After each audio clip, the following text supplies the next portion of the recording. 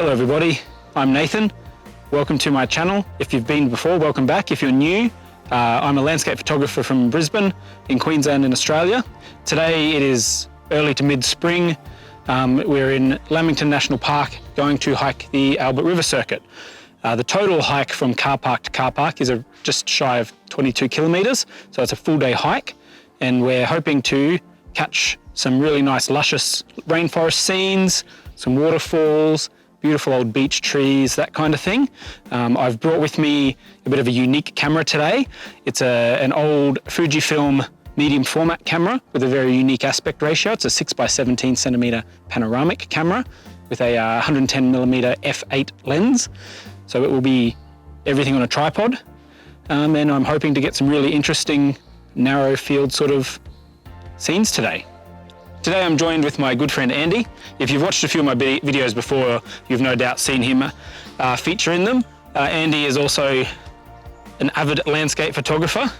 He's here for two reasons today. One is to, go hiking and take photos, but he's also going to be my cameraman today. We're shooting this whole video on his D850.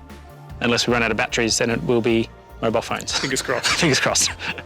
So we've been hiking for just shy of 3 hours now, or probably almost bang on 3 hours. We're hiking the track anti-clockwise, and we are yet to come across anything interesting to photograph. We've seen some interesting scenes, but being that it's quite a bright day, there's been too much contrast and too many bright highlights to actually get a good photo. So we've just come across this lovely little stream area here with a nice log. We are going to grab a bite to eat and a drink, have a bit of a siesta, and then carry on. We are really hoping the best is yet to come. It is a pretty long track, and we're probably maybe 10 Ks in, maybe not even. I don't know how fast we've been walking, so we do have a little bit of distance ahead of us. So hopefully, as we come further and further down into the valley, hopefully we do come across something worth shooting. We'll keep you posted.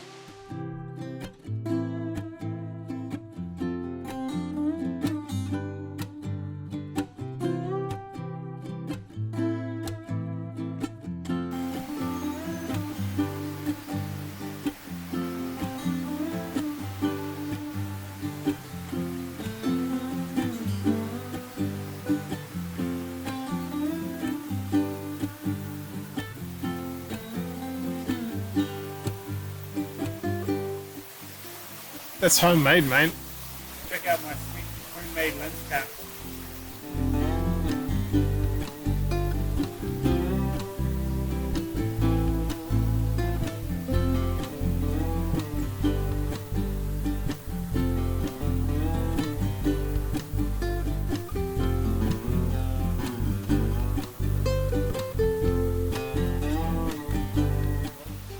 So we're set up at this great little spot right at the creek here. I think it's called Lightning Creek. There's just a series of little mini falls. I just sort of went walking off the track a little bit just to see what was up here, and I found this really great composition. A couple of logs across the stream with some nice little cascades coming down. The composition is really nice, but I'm not actually going to take the photo because when I first found it, there was a couple of pools of really bright highlights, which were too much for the film I've got loaded to handle by far. So we just sort of hung around, seeing if any clouds had come across or where the sun would move, and it's just gotten worse. So unfortunately, the composition is fantastic, but the light is just not going to work. So we're going to carry on and find a different spot.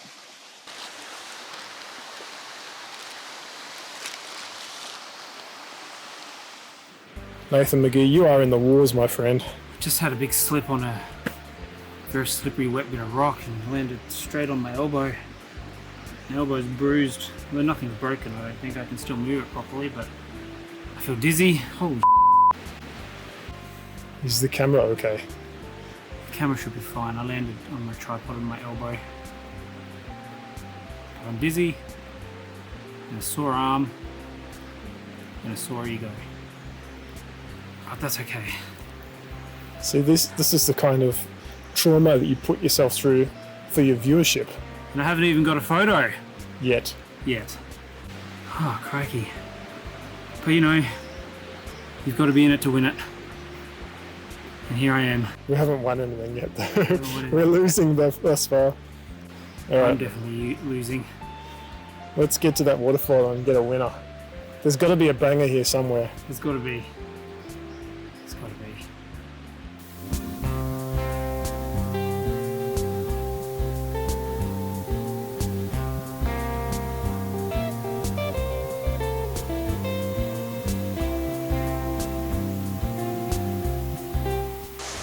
So we've set up here at what I think is called Echo Falls. There's a nice composition here. We've got a nice waterfall. It is very high dynamic range scene because there is one patch of sunlight in there giving us some really bright highlights. So essentially, I'm shooting Fujifilm Velvia 50, which is a transparency or slide film. Now, this film is basically king of color films, but it has very low dynamic range, just maybe 5 stops of dynamic range or so. So, and the difficulty with this sort of film, which I probably mentioned before, is that once you lose your highlights, they're gone. So you essentially have to meter for your highlights and just deal with dark shadows. So I'm going to take 2 meter readings, the main one being from the highlights. I am going to meter one for the shadows. I have no intention of averaging or anything, just to see how dark the shadows are going to be. So I'm going to do that now. I've got my light meter set here. So I'm going to set it to ASA of 50. And now just go. So it's surprisingly bright. Even stopping all the way down to f45, I'm looking at an 1/8 or 1/4 of a second. It's sort of right on that half stop in between. And if I go for somewhere a little darker, maybe not the dark shadows, I might sort of maybe meter the green ferns and see what that is. That's 1, 2, 3, 4, 5, 6, 7 stops difference. So I'm going to have some dark shadows. However, I am just going to meter that for the highlights and deal with it. Okay, so f32, 1/8 of a second. So it's going to be f45, 1/4 of a second. I am going to shoot stop down all the way to f45. That will give me a lot of depth of field. There's no foreground interest anyway, but it also will give me that slightly longer shutter speed to hopefully get some nice smooth water there. So I've got f45, set my shutter speed to 1/4 of a second here. I've got my film wound on. Now there is one thing I didn't do, and that is I didn't get my cable release out of my backpack. I wouldn't try and shoot this camera without a cable release. It's not entirely true. I took a shot yesterday with that one. I'm not proud of it, but I did what I had to do. Okay, here we go. So f45, 1/4 of a second, metering for the highlights. At least of all places for the highlights, it's right in the middle of the waterfall, so have a nice glow there. Film is wound on. Shutter is cocked. Camera is level. There we go, that is my first frame of the day. Now just wind on, it's 4 cranks to wind that on, and we'll see what we can find next.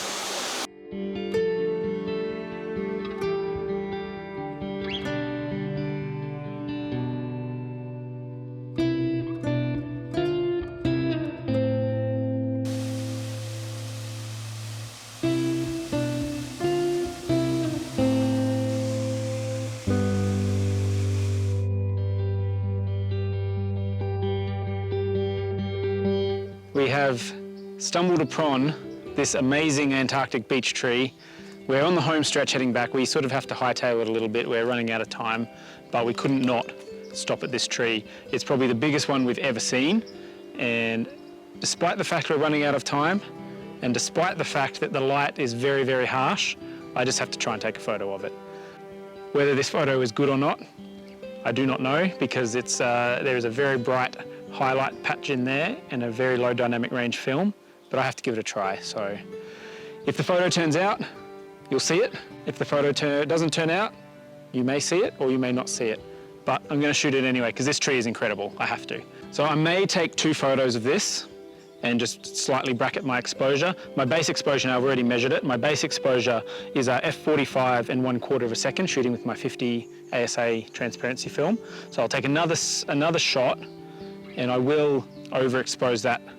I'll do half a second, because that might be within the limits of the dynamic range just of this film, and get a little bit more shadow. So first shot, I've already wound on. I'm not focusing to infinity with this one because it's quite close by. I'm using the hyperfocal scale at f45, which still gives me everything from 2 meters to infinity in focus, and I don't have a rangefinder, but I'm guessing we're about a little bit over 2 meters to the closest part, so it should be acceptably sharp front to back. Here we go, f45 and 1/4 of a second. Now I'll wind on and cock the shutter. Actually, I'll change exposure to 1/2 a second. Cock the shutter, ready to go again. f45 and 1/2 a second. Hopefully one of these photos works out. The thing that grabs me about this composition is just the shape of the tree, the shape of the root system and where the trunks start. So in my frame, it can be quite hard to show you a panoramic frame, but it's very narrow. So I'm not getting a great deal of trunk. Just a little bit of trunk on the 3 main trees, but mostly it's just the root base of the trees and just the way, the size of them, the moss that's growing on them. It's just looks incredible. This scene would be perfect with a bit of mist and less sunlight, but we got to shoot what we've got, so we'll see how we go.